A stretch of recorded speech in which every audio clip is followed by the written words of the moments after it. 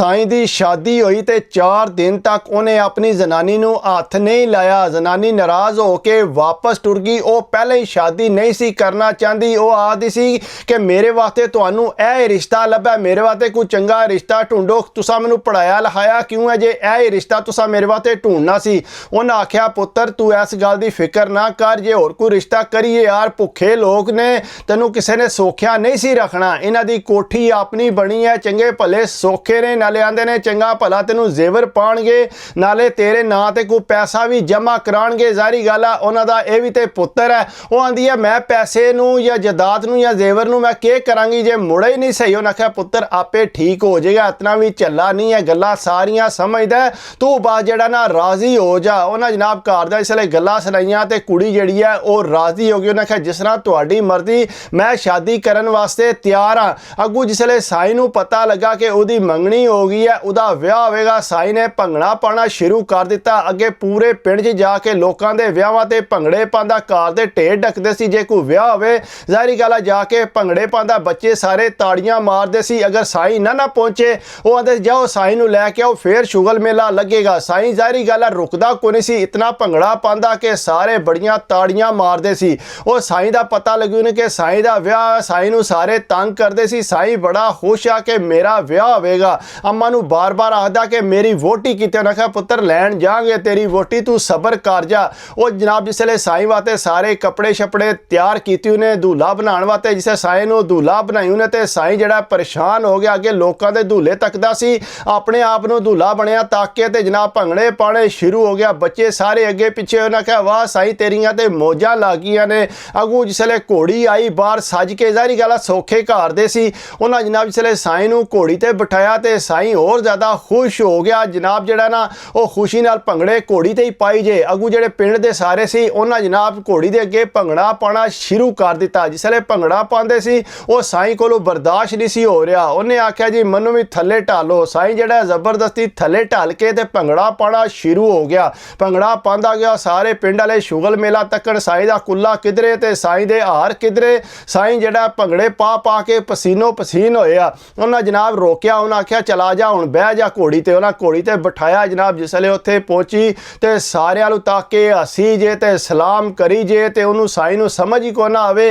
ਜ਼ਾਹਿਰੀ ਗੱਲ ਆ ਦੂल्हा ਜੇ ਬਣਿਆ ਸੀ। ਉਹ ਜਨਾਬ ਜਾ ਕੇ ਅੰਦਰ ਬੈਠਾ ਤੇ ਉਹ ਆਖੇ ਮੇਰੀ ਵੋਟੀ ਕਿੱਥੇ ਆਈ ਹੈ, ਨਿਕਾਹ ਵੀ ਨਹੀਂ ਸੀ ਹੋਇਆ। ਉਹਨਾਂ ਆਖਿਆ ਤੇਰੀ ਵੋਟੀ ਇੱਥੇ ਹੀ ਹੈ, ਅੰਦਰ ਹੈ। ਉਹ ਆਂਦਾ ਨਹੀਂ ਮੈਂ ਹੁਣ ਹੀ ਵੋਟੀ ਕੋਲ ਜਾਣਾ ਹੈ। ਉਹ ਜਨਾਬ ਇਸ ਤਰ੍ਹਾਂ ਆਇਆ ਦੌੜਦਾ ਜਿਹੜਾ ਅੰਦਰ ਟੁਰ ਗਿਆ ਵੋਟੀ ਕੋਲ। ਉਹ ਵੋਟੀ ਤੱਕ ਕੇ ਪਰੇਸ਼ਾਨ ਹੋ ਗਈ ਕਿ ਇਹ ਨਿਕਾਹ ਵੀ ਨਹੀਂ ਹੋਇਆ, ਇਹ ਅੰਦਰ ਆ ਗਿਆ। ਉਹਦੇ ਕੋਲ ਜਾ ਕੇ ਬਹਿ ਗਿਆ। ਉਹ ਸਾਰੀਆਂ ਕੁੜੀਆਂ ਅੱਗੇ ਪਿੱਛੇ ਹੋਈਆਂ, ਉਹ ਸਾਰੀਆਂ ਹੱਸਣ ਲੱਗ ਪਈਆਂ ਕਿ ਚੰਗੀ ਭਲੀ ਪੜ੍ਹੀ ਲਿਖੀ ਆ ਤੇ ਇਹਨੇ ਸਾਈਂ ਨਾਲ ਵਿਆਹ ਕਰ ਲਿਆ। ਬਹਰਹਾਲ ਜਿਹੜਾ ਉਹ ਅੱਗੂ ਜਨਾਬ ਜਿਸਲੇ ਸਾਰਿਆਂ ਸਮਝਾਇਆ, ਸਾਈਂ ਨੂੰ ਉਠਾ ਕੇ ਤੇ ਉੱਥੋਂ ਬਾਹਰ ਲੈਂਦਾ, ਉਹਨੇ ਇੱਧਰ ਆ ਤੂੰ ਇੱਥੇ ਬਹਿ। ਉਹ ਬਹਿ ਗਿਆ। ਜਨਾਬ ਜਿਸਲੇ ਨਿਕਾਹ ਹੋ ਗਿਆ ਤੇ ਸਾਈਂ ਬੜਾ ਖੁਸ਼ ਆਇਆ। ਉਹ ਵੋਟੀ ਨੂੰ ਉੱਥੇ ਹੀ ਕਲਾਵੇ ਮਾਰਨਾ ਸ਼ੁਰੂ ਹੋ ਗਿਆ, ਕੁੱਟ ਕੇ ਕਲਾਵੇ ਮਾਰੇ ਬਾਰ-ਬਾਰ। ਉਹ ਜਿਸਲੇ ਜਨਾਬ ਆਸਤਾ ਫਿਰ ਉਹਨਾਂ ਚੁੱਪ ਕਰਾ ਕੇ ਘਰ ਲਿਆਂਦਾ। ਘਰ ਲਿਆ ਕੇ ਬਿਠਾਇਆ ਤੇ ਸਾਈਂ ਬੜਾ ਖੁਸ਼ ਆਇਆ ਕਿ ਚਲੋ ਜਿਹੜਾ ਮੇਰਾ ਜਿਹੜਾ ਹੁਣ ਵਿਆਹ ਹੋ ਗਿਆ, ਵੋਟੀ ਮੇਰੀ ਘਰ ਆ ਗਈ ਹੈ। ਉਹ ਜਨਾਬ ਜਿਸਲੇ ਵੋਟੀ ਆ ਗਈ ਤੇ ਉਸ ਤੋਂ ਬਾਅਦ ਜਨਾਬ ਜਿਸਲੇ ਕਮਰੇ 'ਚ ਗਏ, ਸਾਈਂ ਵੀ ਕਮਰੇ 'ਚ ਗਿਆ। ਜਾ ਕੇ ਉੱਥੇ ਜਨਾਬ ਬਹਿ ਕੇ ਉਹ ਕੁੜੀ ਬੈਠੀ ਰਹੀ। ਸਾਈਂ ਜਿਹੜਾ ਥੋੜੀ ਦੇਰ ਬਾਅਦ ਕਲਾਵਾ ਮਾਰੇ ਫਿਰ ਛੱਡ ਕੇ ਪਰਾਂ ਹੋ ਜੇ, ਫਿਰ ਕਲਾਵਾ ਮਾਰੇ ਫਿਰ ਛੱਡ ਕੇ ਪਰਾਂ ਹੋ ਜੇ। ਉਹ ਕੁੜੀ ਨੇ ਤਾਂ ਜ਼ਾਹਿਰੀ ਗੱਲ ਹੈ ਕੋਈ ਗੱਲ ਨਹੀਂ ਸੀ ਕਰਨੀ। ਉਹ ਚੁੱਪ ਕਰਕੇ ਜਨਾਬ ਇਸੇ ਤਰ੍ਹਾਂ ਰਾਤ ਗੁਜ਼ਰ ਗਈ। ਸਾਈਂ ਨੇ ਬਿਲਕੁਲ ਕੁਝ ਵੀ ਜਿਹੜਾ ਉਹ ਕਿਸੇ ਕਿਸਮ ਦਾ ਕੰਮ ਨਹੀਂ ਕੀਤਾ। ਉਸ ਤੋਂ ਬਾਅਦ ਜਨਾਬ ਸੁਬਹ ਹੋ ਗਈ। ਉਹ ਕੁੜੀ ਉਸੇ ਤਰ੍ਹਾਂ ਉੱਠ ਕੇ ਆਪਣੇ ਕੱਪੜੇ ਛਪੜੇ ਪਾ ਕੇ ਤਿਆਰ ਹੋ ਕੇ ਆ ਗਈ। ਵਲੀਮਾ ਸੀ। ਸਾਈਂ ਉਸੇ ਤਰ੍ਹਾਂ ਜਨਾਬ ਭੰਗੜੇ ਪਾਏ ਜੇ, ਵੋਟੀ ਦਾ ਬਾਰ-ਬਾਰ ਹੱਥ ਪਕੜੇ।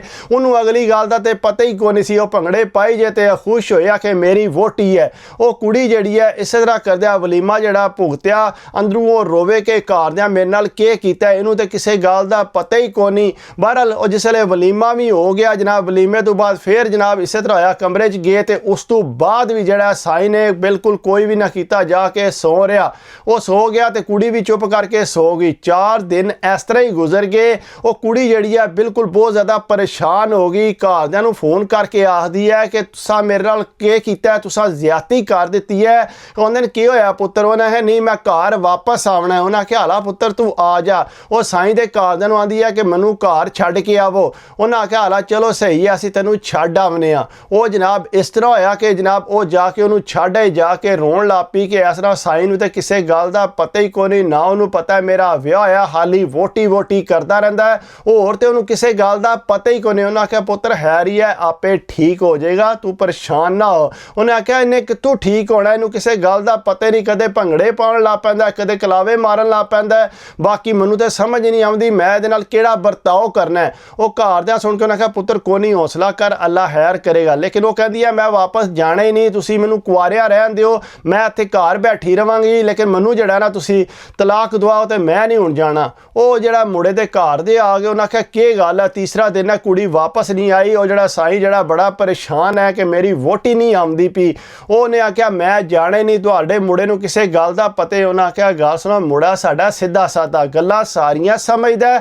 ਲੇਕਿਨ ਜਿਹੜੀ ਤੁਸੀਂ ਗੱਲ ਕਹਿ ਰਹੇ ਹੋ ਉਹ ਤੂੰ ਆਪੂ ਧੀਏ ਉਹਨੂੰ ਦੱਸਣੀਆਂ ਨੇ ਸਾਰੀਆਂ ਗੱਲਾਂ ਤੇ ਤਾਂ ਉਹਨੂੰ ਪਤਾ ਲੱਗਣਾ। ਉਹਨੇ ਆਖਿਆ ਮੈਂ ਨਹੀਂ ਜਾਂਦੀ, ਮੈਂ ਇਹਨੂੰ ਕੀ ਕਰਨਾ ਰੱਖ ਕੇ। ਬਹਰਹਾਲ ਉਹ ਜਨਾਬ ਇਸ ਤਰ੍ਹਾਂ ਹੋਇਆ ਕਿ ਉਸ ਵੇਲੇ ਜਨਾਬ ਉਹਨਾਂ ਰਾਜ਼ੀ ਕਰਕੇ ਕੁੜੀ ਨੂੰ ਘਰ ਲੈਂਦਾ, ਉਹਨੂੰ ਸਮਝਾਇਆ ਕਿ ਤੂੰ ਜਿਹੜਾ ਨਾ ਆਪੂ ਸਾਈਂ ਨੂੰ ਜਿਹੜਾ ਕੋਲ ਆਪਣੇ ਲੰਮਿਆ ਪਾ। ਉਹ ਜਨਾਬ ਇਸ ਤਰ੍ਹਾਂ ਹੋਇਆ ਕਿ ਉਹਨੇ ਸਾਈਂ ਨੂੰ ਕੋਲ ਲੰਮਿਆ ਪਾਇਆ। ਸਾਈਂ ਨੂੰ ਪਤਾ ਲੱਗ ਗਿਆ ਕਿ ਉਹ ਵਿਆਹ ਕੀ ਹੁੰਦਾ। ਜਿਸ ਵੇਲੇ ਵਿਆਹ ਜਨਾਬ ਉਹਨੂੰ ਸਾਰੀ ਗੱਲ ਦਾ ਪਤਾ ਲੱਗ ਗਿਆ, ਉਸ ਤੋਂ ਬਾਅਦ ਜਨਾਬ ਮਹੀਨਾ ਪੂਰਾ ਵੋਟੀ ਜਿਹੜੀ ਅੱਗੇ ਨੱਸਦੀ ਸੀ ਤੇ ਸਾਈਂ ਮਗਰ ਸੀ। ਉਹ ਸਾਈਂ ਉਹਦਾ ਖੱਤੇ ਹੀ ਨਹੀਂ ਸੀ ਛੱਡਦਾ, ਦਿਹਾੜੀ ਵੀ ਤੇ ਰਾਤੀ ਵੀ ਜਨਾਬ ਉਹ ਬਿਲਕੁਲ ਉਹਦੇ ਮਗਰ ਹੀ ਫਿਰਦਾ ਰਹਿੰਦਾ ਸੀ।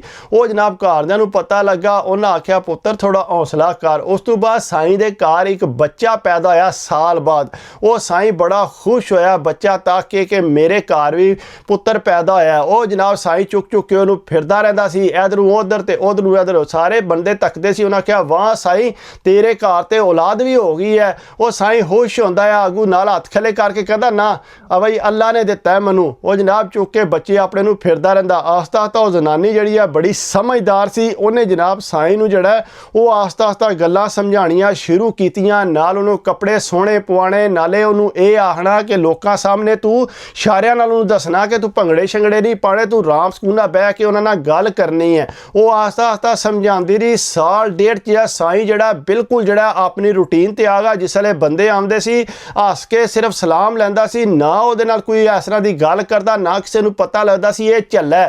ਜੋ ਪਿੰਡ 'ਚ ਬਾਹਰ ਜਾਂਦਾ ਸੀ, ਕੋਈ ਵਿਆਹ ਹੋਵੇ ਫੇਰ ਵੀ ਕੋਈ ਭੰਗੜਾ ਸ਼ੰਗੜਾ ਕੁਝ ਵੀ ਨਹੀਂ ਸੀ ਪਾਉਂਦਾ। ਉਹ ਜਾ ਕੇ ਚੁੱਪ ਕਰਕੇ ਬਹਿ ਰਹਿੰਦਾ। ਸਾਰੇ ਆਂਦੇ ਸਾਈਂ ਉੱਠ ਭੰਗੜਾ ਪਾ, ਲੇਕਿਨ ਸਾਈਂ ਜਿਹੜਾ ਉਹ ਭੰਗੜਾ ਨਹੀਂ ਸੀ ਪਾਉਂਦਾ, ਚੁੱਪ ਕਰਕੇ ਬੈਠਾ ਰਹਿੰਦਾ ਸੀ। ਉਹ ਸਾਰੇ ਪਰੇਸ਼ਾਨ ਸੀ। ਉਹਨਾਂ ਕਿਹਾ ਸਾਈਂ ਤੇਰਾ ਵਿਆਹ ਹੋਇਆ ਤੇ ਤੂੰ ਜਿਹੜਾ ਹੁਣ ਵਿਆਹ ਤੇ ਭੰਗੜੇ ਨਹੀਂ ਪਾਉਂਦਾ, ਤੂੰ ਬਿਲਕੁਲ ਜਿਹੜਾ ਚੁੱਪ ਹੋ ਗਏ। ਉਹ ਅੱਗੂ ਨਾਲ ਹੱਥ ਖਲਾ ਕਰਨਾ, ਠੀਕ ਹੈ। ਉਹ ਜਨਾਬ ਜ਼ਨਾਨੀ ਨੇ ਆਸਤਾ ਉਹਨੂੰ ਠੀਕ ਕਰ ਦਿੱਤਾ। ਉਹਦੇ ਦਿਮਾਗ ਨੂੰ ਇਤਨਾ ਫਰਕ ਕੋਈ ਨਹੀਂ ਸੀ ਹੈ। ਉਹ ਜਨਾਬ ਜੋ ਸਮਝਣ ਲਗਾ ਆਸਤਾ ਔਰ ਸਾਈਂ ਨੇ ਕੰਮ ਵੀ ਸ਼ੁਰੂ ਕਰ ਦਿੱਤਾ। ਕਰਦਿਆਂ ਕਰਾਇਆ ਸਾਈਂ ਦੇ ਘਰ 3 ਬੱਚੇ ਹੋ ਗਏ। ਉਹ 3 ਬੱਚੇ ਹੋ ਗਏ। ਸਾਈਂ ਚੰਗਾ ਭਲਾ ਸੁਲਝ ਗਿਆ ਸੀ, ਕੰਮ ਵੀ ਕਰਨ ਲੱਗ ਪਿਆ। ਕੰਮ ਕਰਨ ਤੋਂ ਬਾਅਦ ਜਨਾਬ ਜਿਸ ਵੇਲੇ ਆਉਂਦਾ ਸੀ ਘਰ ਆ ਕੇ ਆਪਣੇ ਬੱਚਿਆਂ ਨੂੰ ਪਿਆਰ ਕਰਦਾ ਸੀ, ਜ਼ਨਾਨੀ ਨਾਲ ਬੜਾ ਪਿਆਰ ਕਰਦਾ ਸੀ। ਕਰਦਿਆਂ ਕਰਾਇਆ ਉਹ ਇਸ ਤਰ੍ਹਾਂ ਦਾ ਹੋ ਗਿਆ ਸੀ ਕਿ ਕੋਈ ਸਮਝਦੇ ਨਹੀਂ ਸੀ ਕਿ ਇਹ ਪਹਿਲਾਂ ਸਾਈਂ ਸੀ। ਇਹ ਮਤਲਬ ਇਹ ਹੀ ਸੀ ਕਿ ਸਿਰਫ ਜਿਹੜਾ ਉਸ ਜ਼ਨਾਨੀ ਨੇ ਜਿਹੜਾ ਇਹਨੂੰ ਸੁਧਾਰ ਦਿੱਤਾ, ਘਰਦਿਆਂ ਕੋਲੋਂ ਸੁਧਰ ਨਹੀਂ ਸਕਿਆ। ਘਰਦਿਆਂ ਨੇ ਬਸ ਇਹ ਸਮਝਿਆ ਇਹ ਸਾਈਂ ਹੈ,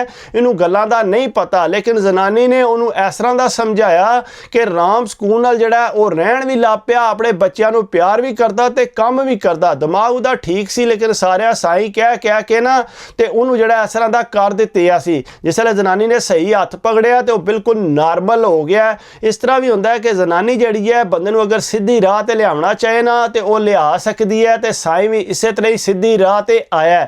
ਬਾਕੀ ਕੋਸ਼ਿਸ਼ ਕਰਿਆ ਕਰੋ, ਅਗਰ ਮੇਰੀ ਵੀਡੀਓ ਅੱਛੀ ਲੱਗੇ ਤੇ ਇਹਨੂੰ ਲਾਈਕ ਕਮੈਂਟ ਤੇ ਸਬਸਕ੍ਰਾਈਬ ਕਰਿਆ ਕਰੋ। ਬਾਕੀ ਆਪਣੀ ਸਿਹਤ ਦਾ ਖਿਆਲ ਰੱਖਿਆ ਕਰੋ।